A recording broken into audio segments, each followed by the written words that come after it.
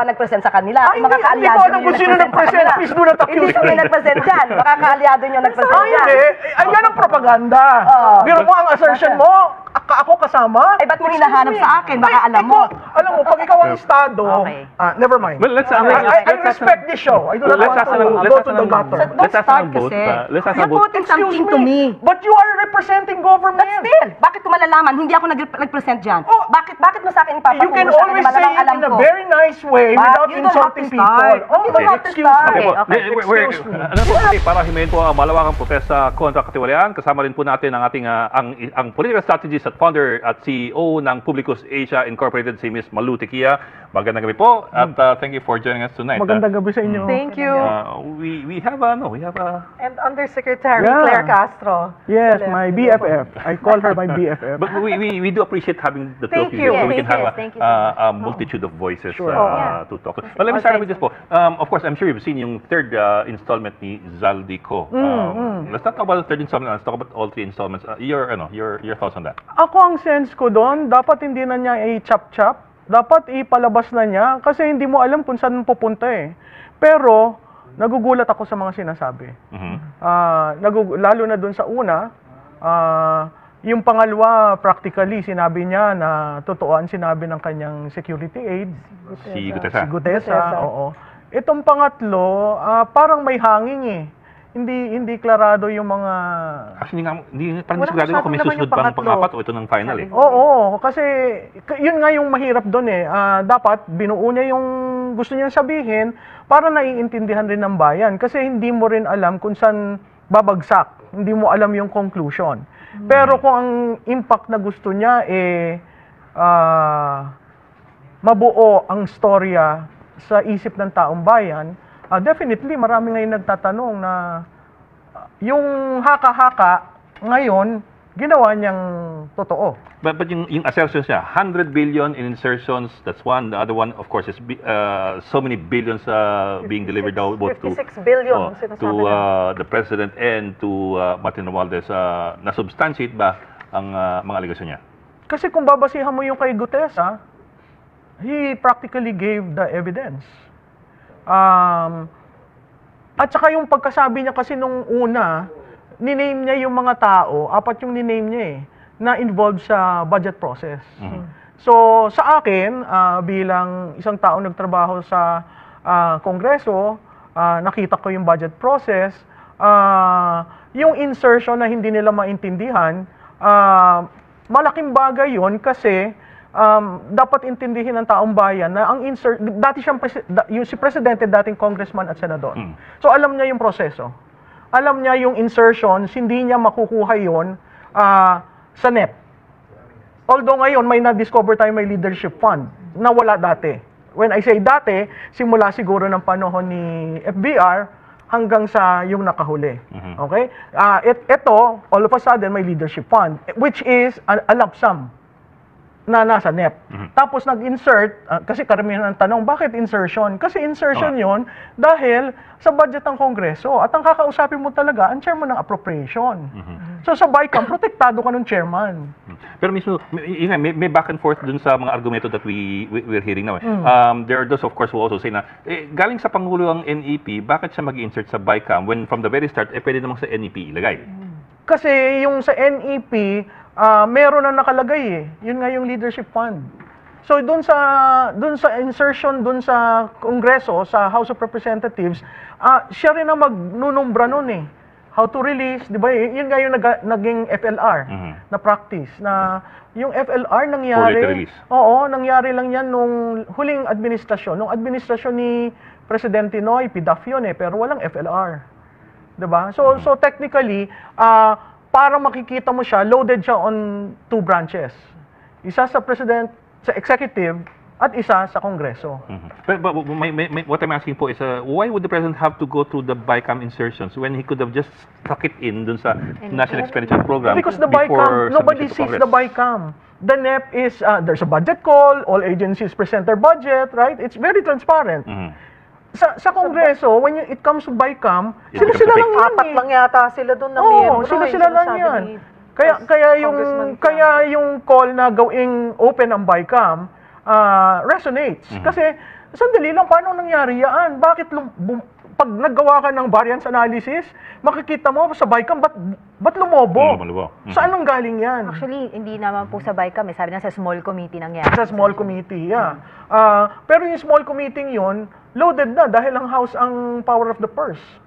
So si Senate can only realign. Di ba, ang sinabit ng presidente, you cannot go beyond the total, you can realign.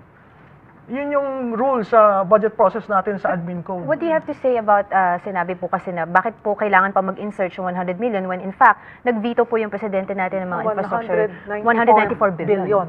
Well, yung veto kasi, kailangan niyang gawin yun dahil napuna nga na mayroong mga insertions. Tapos, yung veto na ginawa niya, hindi naman, may mga na-release dun sa na-veto.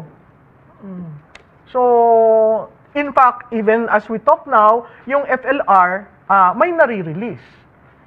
May na-release especially during the campaign period. In the midterm elections. So, alam mo, ang kailangang intindihin ng taong bayan, paano ba yung budget process? Bakit nagkaka-insertions, di ba? Bakit nagkakaroon ng lump sum? Ang nasa admin code, pag may lump sum ka, ang presidente lang ang pwede mag-release ng lump sum. And again, siguro ang critical doon, ang presidente ang pumipirma ng budget. So technically, oo, nandyan ang Kongreso, nandyan ang House of Representatives, pero pag submit sa presidente, sinabi nga niya, nabasa niya ang 4,509 pages, wala siya nakitang blanco. That is his contention. Iba yung contention ng House, sinaungab. That's why merong petition sa Supreme Court about that. Okay. What's your take on that, Yusek? Siyempre, tututulan ko yung sinabi niya. Di ba? Unang-una, sabi nga natin, may power na nga. Kung ikaw ba, balak mong magnakaw o dadami ka pa ba ng tao na makakausap? Sinabi nga ito kanina, bakit kailangan pang tapikin itong si Zaldico kung pwede nilang ipasok ito sa mismong pinaka-NEP? Di ba? Bakit kailangan marami ka pang tawaging tao kung ang balak mo talaga magnakaw? Yun lang yun eh. Ngayon pumirma ang Pangulo, of course. Kasi ito yung nakita niya. Inayos nila. Nag-veto ng line items na 194 billion pesos. Mas malaki pa sa sinasabing insertion. So ipakita na lang natin kung yung mga insertion na sinabi na yan, pakita muna nila bago tayo magsalita dito. Kung ito, pumasok talaga kay Pangulo ba talaga ang nakinabang dito, sinong proponent yan, sinong proyekto yan, dahil may sinabi na si Sec Gatchalian, na marami silang nakita na yung mga binito ng Pangulo, yung sinasabing mga proyektong sinabing pinasok daw ni Zaldico. Sa inilabas na mga dokumento ni, may yung pinost na mga documents ni Zaldico sa kanyang FB. Saka ito lang, kung totoo na may inuto sa kanya, bakit the following year, wala na siya as chair ng appropriation committee? O di ba dapat kung magkausap sila at nagkakasundo sila, dapat nandiyan pa rin siya? Ganun lang yun eh. Well, I hesitate to call a list a document already. I mean, I'd like to be a bit more prudent about kasi mga nilalabas, these are usually just Excel lists. If we want to call it a document, it has to be a document talaga, an official document. But anyway, what's your thoughts on that? Yung listahan na linabas niya, may pahina eh. Galing yun sa House Gov, yung bill. So again, whether that was vetoed or what, the fact remains there was an insertion. Whether whoever received the money, the fact remains there was an insertion and that it forms part of the House General Appropriations Bill. The assertion of Zaldico in his three-part thing na hindi lang insertion, may natanggap ng bilyones. 56 billion. What do you think of that? Yun, ako'y naghihintay ng proof doon. Kasi iba yung nasa dokumento, iba yung sinabing binigay. Ngayon, kung titingnan mo yung maleta at yung assertions ni Gotesa, parang nagja-jive. Pero hindi mo naman kaagad makoconclude na natatanggap yung 56B. Diba? So ako, kaya nga ang panawagan ko, sana buuin. Yung isang bagsakan. At saka yung picture po, maleta lang eh. Oo. Mukhang may sale price pa yung isa eh. Oo, di ba?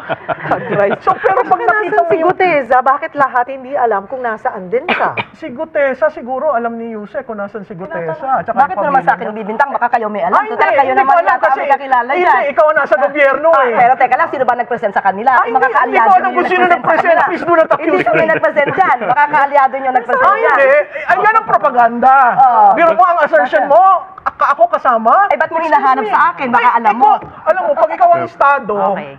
never mind. Well, let's I respect this show. I do not want to go to the gutter. Let's ask ng vote. Let's Let's ask ng You're vote. putting something to me. But you are representing government. But still, bakit ko malalaman? Hindi ako nag-present dyan. Oh, bakit mo sa akin ipapaturo? You can sa akin always na say malamang it alam in a ko? very nice way But without you don't have insulting to people. start. Oh, You don't have to excuse me. start. Okay po. Okay. Excuse me. Ano You don't have to start. Ganito po. Let's ask na lang each one.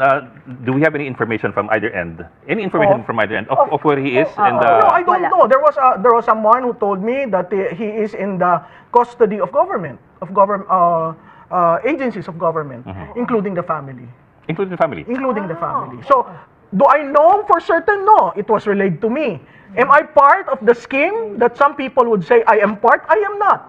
I am just an ordinary citizen who loves this country and would like to comment on certain things. Tinanong natin yan sa Marines eh. At sinabi nila na wala sa kustodiya nila, walang nakakaalam. Siguro, ang dapat si na Mike natin Defensor tanong si din Mike naman. Defensor. So, we already asked Mike Oo, Defensor. nila. We asked Mike Defensor again. Medyo nagbago yung kanyang tono na parang as far as he knows, kasama niya yung mga dati niyang kasamahan. Hindi na klaro ngayon sa second version niya if we're talking about active duty or mga retired. Diba? Paano mo masasabing nawawala siya or hindi natin siya makita? Meron at meron nakakaalam kung nasaan siya. And base doon po, not sure, ito, bilang lawyer Yusek Claire and Ms. Malu, gaano ngayon kahalaga siyang makita base doon sa mga sinabi rin ni Zaldico. Alam mo, Cheryl, mahalaga. Kasi siya yung unang nagsalita sa Senado ng utos sa kanya. Di ba? Nagdala ng pera. Yung mga sinabi niya doon, napakahalaga yon. Ngayong ang kanyang principal ay nagsabi na totoo na yung ginawa ng aking mga tao. Kung hindi ako nagkakamali, pero hindi niya itinawit ni Guteza ang Pangulong Bongbong Marcos doon. It was only As yung far as kanyang, Martin Romualdez. it was just House Speaker, dating House Speaker Martin Romualdez. Kaya nga, Cheryl, napakahalaga na dapat yung sinabi ni Congressman Ko, buuin niya. Yeah. Huwag yung striptease. Kasi mahirap yung striptease dahil subject to interpretation ng bawat isa.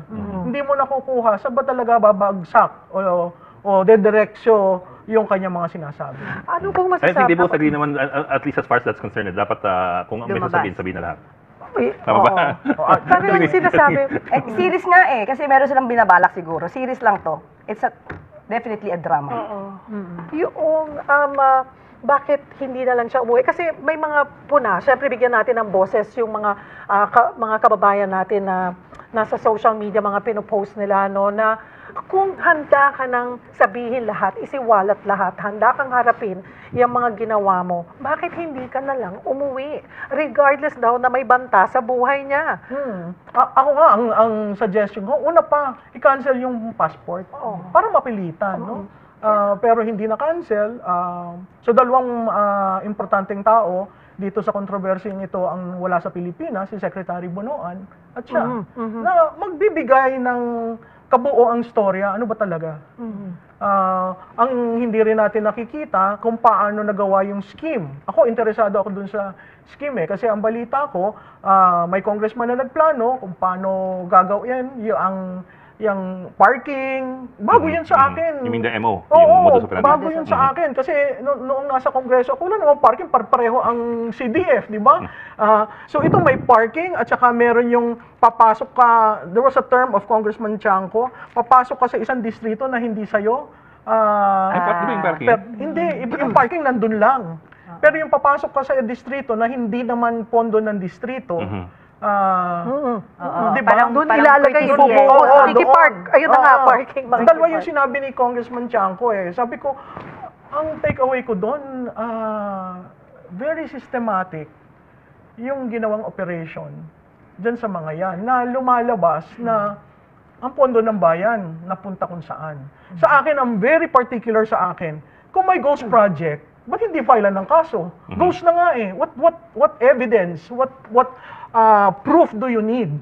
Hindi nag-exist. Nasa papel, nasa NCA, nasa SARO, dapat dito merong proyekto. Pumunta ko doon, wala. Bakit hindi kaagad filean ng kaso? That's 482 ghost projects out of the 8,000 plus. Sa akin, material yon. Kasi, at least nakita ng taong bayan, yung ghost project na filean. Na may umusad. May Oo, 110 days na. Diba? Meron na po Hindi ako file. May na-file na po. Kung hindi po kayo ng ghost updated, project? may na-file na po. Ilan? Sa Si Secretary 482? Vince. Ilan ang 482? Hahanapin ko po sa kanya, pero may na-file na po. So, wag po tayong, kasi medyo misleading po yung sabihin na sa ilang araw, wala pa pong nagawa. Meron na pong sampahan ng kaso. Kaya nga ang tinatanong ko, ilan? Kaya nga, bibigay ko po sa inyo yung Just to be fair detalye. with facts, 482 are ghost projects, and nobody has even informed the public that out of the 482, 50%, 30%, 10% have been filed. Nag-ano po kami, nagre-report po kami, even during the press briefing. Ibibigay ko lang po sa inyo, dahil hindi ko lang po dala yung detalye ngayon, dahil hindi ko po alam na makakasama ko kayo. So, bibigay ko po kayo ng detalye, pero siguro kung nanonood po ang karamihan ng press briefing, nandun po yung mga reports namin. Sorry, what do you have to say about Saldico saying na dumaan lang yung pera sa kanya, nag-deliver lang siya, wala siyang tinanggap? Hindi naman ako naniniwala doon. Hindi yung kultura sa Kongreso. I'm sorry to say that, no. I have matagal na akong tumutulong sa kampanya ng mga politiko. Masakit sa akin ito nangyayari, pero I have to say what I have to say as a Filipino citizen. Hindi totoo 'yon. Sa Kongreso, sa legislative body, porsyentuhan eh. Yun nga waiting shed, magpapagawa ka ng waiting shed, bibigyan ka ng porsyento ng kontratista. Waiting shed lang yun, ha? Waiting shed lang yun, ha? At sasabihin, nung panahon ko waiting shed eh, ngayon bawal na eh. At dati basketball court saka waiting shed. Oo, yan. Tapos sasabihin, Malaki yun. yung ibang ayaw tumanggap, yung para sa akin, idagdag mo na lang ng waiting shed. May ganun eh. Talagang may SOP. Pero ngayon, sumusobra dahil yung serbisyo para sa tao ang nawawala. Pero Ms. Lolo, let me ask you about that. Sabi nga ninyo, hindi ka panipaniwala na wala siyang nakuha. Sa lahat ng sinisiwalat niya ngayon ng billion-billion, na wala siyang, hindi siya napartihan. Kung ganun, wouldn't that kind of claim to complete innocence also detract from his overall testimony, credibility testimony? Yes. Perfect example is Masibis. Masibis was built Misibis. on what? Misibis was built on what? Right? So, ang akin, let's call a spade a spade. Let's not quibble just because Congressman Ko all of a sudden turned out to be the hero here. I'm holding that judgment that he is a hero because I do not know his script and I do not know where it fall. Ang hope ko lang is sana makatulong sa bayan para maintindihan ano ba nangyari sa aming taxes. Ano ba nangyari sa kaban ng bayan? Kasi napakahalaga yon at napakahalagang i-explain sa taong bayan na yung inyong again, I go back. Why are contributions of citizens very important? In a situation where we are right now, where the economy is floundering. Why do I mean floundering? The foreign exchange is 60. The stock exchange, when Saldico made his first video, talagang dumaus-us ang stock exchange natin. Our FDI, and the worst part is the capital formation. Ngayon lang nagkaroon ng problema ang bansa na ang capital formation nagkaganyan dahil wala tayong infra. Wala tayo yung sinasabi na BBM, build better more, wala. So paano mo mapapamprime ang ekonomiya? So yun ang nakakalungkot. Itong third quarter is really a downer, and I don't expect the fourth quarter will be any better. And usually the fourth quarter will rebound, di ba? Kasi Pasko, di ba? Yung export mo, dahil Pasko yung mga products natin, but I don't think that will happen. And to a certain, that is very important for everyone. Pero ang Malacanang po ba is worried about mga ganito po, yung mga consequence sa ekonomiya? Dahil sa nangyayari na to, dahil sa unang-una may kalamidad. Factor ito. Kalamidad at yung asapin tungkol sa korupsyon na inumpisahan ni Pangulong Marcos Jr. para imbestigahan. Dahil, tandaan natin, 2020 may ghost projects na wala naman nag-imbestiga. Ngayon lang. Dapat nga itong mga call for against corruption noong pa to . Pero si Pangulong Marcos Jr. ang nagpa-umpisa. But anyway, nababahala rin ang Pangulo, of course, ekonomiya to. Pero nandun pa rin yung positive na view na makakaahon tayo, lilipas din to dahil nakikita naman ng mga investors na ang Pangulo mismo, siya ang kumakalaban sa korupsyon. At sana nga, wala na lang ibang mga obstructionist na, nang iintriga pa. Tulungan na lang natin ang ating gobyerno na mairaos to at mapanagot ang dapat na panagot. Yun lang naman ang dapat . don't you think the President would like to address the public after nitong paglabas ni Zaldico? Kasi parang recently naman po, ang mga nangyari is more on yung pagre-report po niya, Q&A sa media, pero do you think... About Zaldico's statement? Especially po since Address the Nico public. mentioned himself eh. Hindi siya nababahala dahil alam niya puro mali ang sinabi. Doon pa lang in-explain ko sa inyo kanina, in the absence of Ms. Tikia. Sinabi ko sa inyo, isa-isa ko sa inyo kung ano yung mali. So, Inconsistencies doon inconsistencies. And at the same time, hindi na mabahala ang Pangulo dyan. Mas nababahala ang Pangulo na dapat mabilis na ma-actionan lahat ang mga kasong ito para may mapanagot na talaga. Yun yun. Dahil po sinabi nyo na mas nababahala siya, mas gusto niyang mas mapabilis. Though sabi nyo nga po kanina ay hindi siya makikialam sa ICI. Kaya nga tinayo yung ICI para maging independent ito. Pero with this call, ano po, na for the people not saying na, well, yung mga miyembro po ng INC at nakikisa ngayon, ay hindi enough sa kanila yung ICI. Gusto nilang mas maging transparent ang ICI. Sa tingin nyo, sa ano yung pwedeng, di ko magamit yung word na pakialaman na ng Pangulo, kasi sabi nyo nga ayaw Pakiusapan? na pwedeng gawin ng Pangulo na marinig, pakinggan ng ICI kung ano yung isinisigaw ng taong What bayan. intervention, if any? Actually, with this kind of rally, prayer rally, peaceful rally, hindi na kailangan magsalita ang Pangulo. Alam na ng ICI kung anong sinasabi ng mga tao. So it's up to them kung ano i-decide nila na procedure. Siguro po panghuli, before we both let you go, Ms. Malu, your take on this Maraming protesta. salamat sa and inyong imbitasyon. Nananawagan ako sa mga Pilipino, karapatan po nating pumunta dyan sa EDSA at sa Quirino. Karapatan po natin, bakit? Dahil kung natatandaan niyo yung social contract, lahat tayo may karapatan, certain rights binigay natin sa gobyerno para pamahalaan ang ating buhay. Ang mandato ay galing sa tao, ang mandato ay kailangang respetuhin. Yung final ko siguro, yung hindi climate change ang problema, hindi climate, kundi confidence. You have to build the confidence in the market. And part of that confidence is the level of trust. Attorney Claire?